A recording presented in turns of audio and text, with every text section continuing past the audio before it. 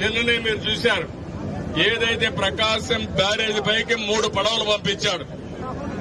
ఒక్కొక్కటి 30 టన్నులు ఇనుము వేసిన పడవలవి నేరుగా వచ్చి 11,20,000 క్యూసిక్స్ ఆఫ్ వాటర్ పోతా ఉంటే అది వచ్చి కొట్టింది.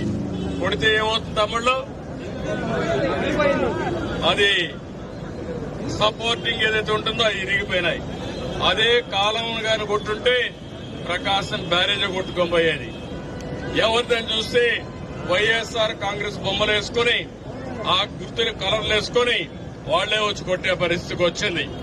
అంటే వీళ్ళకు పడవలుంటే దాన్ని లంగరేసి కట్టేసుకోవాలా లేదా అని మిమ్మల్ని అడుగుతున్నా. అది తప్పవునా కాదా అని మిమ్మల్ని అడుగుతున్నా. వీళ్ళు ఏం చేయాలి తమ్ముళ్ళు? ఇప్పుడు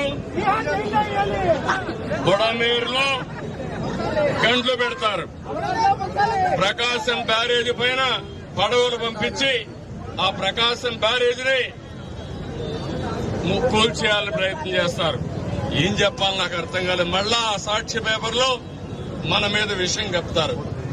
వీళ్ళు ఓడిపోయినంత మాత్రాన ఈ రోజు వీళ్ళు ఇష్ట ప్రకారం చేసి మన జీవితాలతో ఆడుకుంటున్నారు.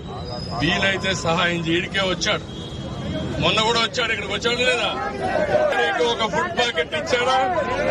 ఒకరికి ఒక మంచినీళ్ళు ఇచ్చారా? విజ్ఞాన కాలేజీ నుంచి పిల్లలు వచ్చారు.